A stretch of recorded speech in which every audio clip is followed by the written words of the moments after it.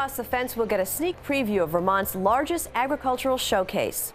It is the 82nd annual Vermont Farm Show coming up next week at the Fairgrounds in Essex Junction. Good afternoon and thanks for joining us. I'm Judy Simpson. The Vermont Farm Show means different things to different people. For farmers and other agricultural professionals, the show is an opportunity to meet with vendors, scout new machinery, and network within the farming community. The annual show also holds wide appeal for the general public, with lots of opportunities to see, taste, and buy Vermont products and participate in the traditional consumer night. During today's program, we'll touch on all of those aspects of the farm show. And to begin, I want to welcome two members of the Vermont Farm Health Task Force. Joining me are Gail LaPierre of UVM Extension and Myra Handy of the Farm First program. Thanks so much for being with us. So Gail, what is the Farm Health Task Force? Well, it's a group of farm health professionals, agricultural professionals, farm health practitioners, and organizational leaders that are concerned about health and welfare and improving safety and healthcare delivery for all of Vermont's farmers, farm workers, and their families. Mm-hmm. And so tell us a little bit about your booth at the farm show. Well, it's all about promoting health and wellness for the farming community. We're going to be having a host of screenings and activities going on. We have Fletcher Allen Healthcare wellness team, as well as the UVM student nurses are going to be providing free blood pressure checks, body mass index screenings, blood glucose screenings, as well as stroke risk assessments. Mm-hmm. And then Open Door Clinic's going to be there every day from 9 to 1:30 providing Tdap vaccinations. Tdap stands for tetanus, diphtheria, and pertussis. And we're particularly concerned about the tetanus portion because tetanus is a bacteria that lives in the soil, and any break in the skin can cause a tetanus infection, and tetanus can cause severe muscle spasms as well as death. And it's vitally important that people remain immunized. You need to have a booster every 10 years. So if anyone's has not been current with their boosters or has never had a Tdap, that's the time to come and get your free Tdap vaccination. And now you mentioned that one of your partners is Blue Cross Blue Shield. Mm-hmm. And this year they're going to be having the smoothie bike again, where you pedal the bike and enjoy the fruits of your labor with a yogurt and fruit smoothie. Cabot's donating the yogurt for that this year. Mm-hmm. They'll also be having nutritional information in that portion of our booth. And I know it's also popular because you have a free massage. That is very popular. The Wellness Massage Center and Institute will be providing brief free massages, and that's always very popular. Mm-hmm. And so we know that obviously a lot of farmers work under the sun throughout the year, and that can cause some significant problems. Yes. The Vermont the American Cancer Society of Vermont's providing their DermaScan, and through ultraviolet light it shows you any sun damage that's been done to the skin. And there's a group called Volunteers for Vermonters Taking Action Against Cancer. They'll be helping with interpreting the results and providing information on preventing further damage. Mm-hmm. Is one of the whole aspects of this the fact that farmers probably take care of themselves last on the long list of things they have to take care of? Absolutely, yes. Any cow in the barn is more important than their own health, I swear. All right, well, let's talk to Myra Handy now. Myra is with the Farm First program, and you've been with us before, but remind our viewers what Farm First is. Sure.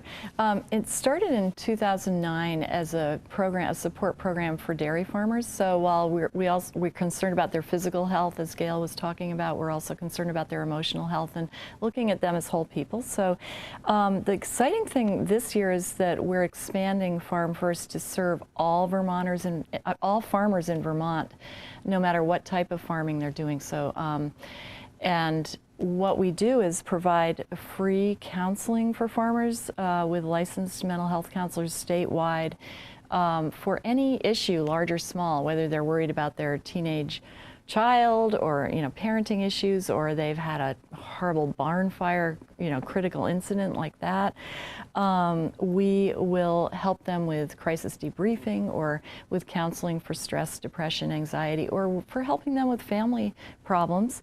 We also do management consultations for farmers who have concerns about their employee performance issues. While we can't serve the employees themselves directly, unless they're family members, we can help the farmer help the employee. And we do resource and referral, a lot of help getting them connected with the right ag and UVM extension professionals, and AgriBility works closely with us around helping farmers eliminate obstacles on their farms for after accidents or disability issues. So we're like an first door opening for farmers to services often. And so why is it so hard for farmers to talk about what's going on with their businesses, with their families? Well, I think that they're so used to performing and working such long hours during the day, and they're really into solving problems on the farms. They have to be mechanical engineers as well as business people and roll it all into one. So they often in the past haven't thought about reaching out for help. But we're actually seeing, since 2009, we're actually seeing people who never would have thought of this before call us now. We're doing a lot more direct mailing and marketing to the farmers to promote this program, and we're actually getting some amazing results. Well, it's an incredibly stressful lifestyle. It is. It is. And yes. What are some of the key issues that you've been working on over the past year? We've been helping farmers with family transition issues. There are a lot of farmers who are kind of aging, quite aging, and elder adult children who actually don't own the farm but are running the farm physically. So helping the families have those hard discussions and getting them connected also with lawyers and people who can help them with that, connected with the right professionals in the agricultural community who can help them with the business aspects of that, while we help them with the communication aspects in the family. And we've also been, we work with families. If there's somebody with addiction in the family, we'll help them get all the right services to support them around that. We've also gone out and done crisis debriefing for families who've had tragedies on the farm. So we're really there for anything. I would imagine that the transition is a huge issue because you mentioned farmers are aging, and so a new generation has to come in. Yes, and it's really hard for both ends of the spectrum. And I would imagine, too, if there are more than one child in a family who wants to participate as well. Yes, yes, because the siblings don't often always agree on how the farm should be divided or how the work should be divided. And so now your presence at the farm show is quite visible. You're under the Healthy Farmers, Healthy Farms banner. But the Farm First program is available 24/7, and it's confidential, correct? Yes, it is. And so maybe you can tell us a little bit about how folks can get in touch with the services. Yes, they call 1-877-493-6216, and that's a toll-free number.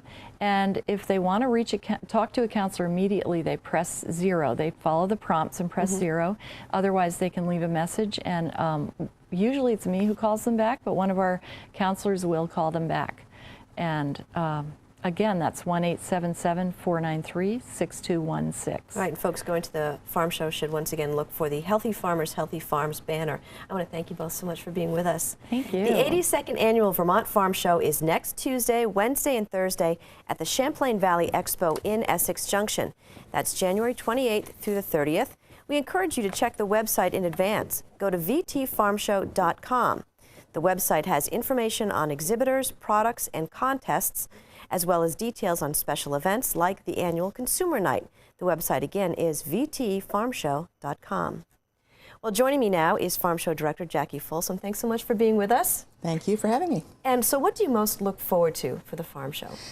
You know, it's the end of January. It's about the end of winter. I think for me it's a reunion of all the wonderful people in the state of Vermont, as well as kind of a jump start to the harvest season. I mean, we have seed companies, we have a lot of equipment companies, we have people who want to sell just about anything to a farmer and are willing to spend a lot of time talking to them and educating them on the process. So I think it's just a fun time for everybody to get together. Well, the farm show is a tradition, a celebration of our shared rural heritage. Why is it important in the 21st century, do you think? I think one of the things when we moved the farm show from Barre to Essex Junction was that we were trying to be able to expand the types of vendors we have here. So we're looking at all the different diverse types of agriculture in the state of Vermont, and I think what we're trying to do is match some of the vendors to them. And it's an important show for anybody to go to. We have a lot of association meetings of all different types of farms, and it's just it's a great place to go to learn about everything. Can you tell us a little bit about some of the events and exhibitors? Sure. We have, gosh, yesterday I had about 160 vendors coming Wow. in. So we've sold a lot of space outside also, so there's a lot of interest. There'll be almost like machinery row as you walk into the front door. We've got about half a dozen new vendors, different types. The events are amazing. We are packed to the gills in all the rooms. We've got on Tuesday, of course, we honor the sugar makers, but there is also a meeting of the Christmas tree people and the Beekeepers Association and the Alpaca Association and the beef people are coming in. Wednesday is the FFA competition all day, and then of course Consumer Night, as you mentioned, hosted by the Agency of Agriculture. And Thursday we honor the dairy industry. Diane Bothfeld, Deputy Secretary of Agriculture, will be doing her dairy updates and issues workshop in the morning, and then I believe they're expecting almost 260 dairy people to come in for the luncheon in the afternoon. Why is it so important to get all these folks together face to face? You know, a lot of it has to do with farmers talking to each other and finding out what's working, what's not, how you got through the winter, what your feed prices are, a little bit of comparison shopping. I also think it's important because of the diversity of agriculture now. It's important to get all types of dairy farmers in the room. It's important to get all different sizes of sugar makers in the room. It's just a great place to go and network, as you mentioned earlier. Because a lot of farmers are looking to diversify. Absolutely, and there's a lot of opportunities in a lot of the vendors that we have available to show you how to do that. Let's talk a little bit about the Consumer Night, because obviously folks who aren't in the farming community, who aren't familiar maybe even with the farming community, it's really a chance for them to see what's out there. Well, yes, and Consumer Night, of course, is put on by the Agency of Agriculture, but we're delighted to have the space available for the consumers to come in. Last year we changed it up a little so that the entryway to Consumer Night, you actually have to come in through my vendors. So we get a little action going on there. And also the other thing that we're reminding everybody of, but particularly the consumers that night, is we're partnering again with the Vermont Food Bank. So although it's absolutely free admission and wonderful, free parking, we would appreciate everybody bringing in a canned or boxed item of food for that evening. I think the Capital Cook-Off, which happens during Consumer Night, is a really fun thing for people to watch. And of course there's a lot of great sampling and selling of all the vendors that the agency is providing for that night. And so tell me a little bit about the cook-off. What happens there? It is it's based on the Iron Chef cook-offs, and so, and I know, I'll put in a plug for the House Ag Committee. Last year they won, and Representative Carolyn Partridge still has the trophy in her House Committee room. She's intending to defend her champion last year. So it's the Senate and the House Ag Committees members, as well as folks from the Agency of Agriculture. And I believe the intention is they're supposed to go throughout the vendors who are at Consumer Night and either get their food donated or buy it, and then go back and with hot plates and a lot of thought, try to come up with a wonderful meal that is judged. And I believe Anson Tebbets is one of the judges that night. So before we run out of time, give our viewers a reminder of when and where and how to get more information. Sure. We have a great website that's up and running. It's www.vtfarmshow.com. We are at the Champlain Valley Expo Tuesday, Wednesday, and Thursday, always the last 3 days of the month, January 28th, 29th, and 30th. We're open 9 to 5 on Tuesday, 9 to 7 on Wednesday to accommodate Consumer Night, and 9 to 4 on Thursday. Free parking, free admission. Come on down. It's a great deal. Great. Tell me a little bit about what it's like to plan this event, because you have to be in contact with so many different kinds of people. It's a lot of fun. It's sometimes can be very frustrating, but you know, everybody wants to be at the farm show, and it's amazing to me. We actually tried to shut off new vendors and people calling a couple weeks ago. Yesterday I actually had 3 phone calls from folks trying to get into the show. So to me that's very gratifying. We've been up at Champlain Valley Expo for 3 years now, and although we had a wonderful time when we were in Barrie and the city hosted us, it's just really exciting to think how much we've been able to grow the show and the excitement that's surrounding it. Well, Jackie, it's a fun 3 days, that's for sure. It really is. Thanks for being with us. Thank you. That's our program for today. Thanks for joining us. I'm Judy Simpson. We'll see you again next time on Across the Fence.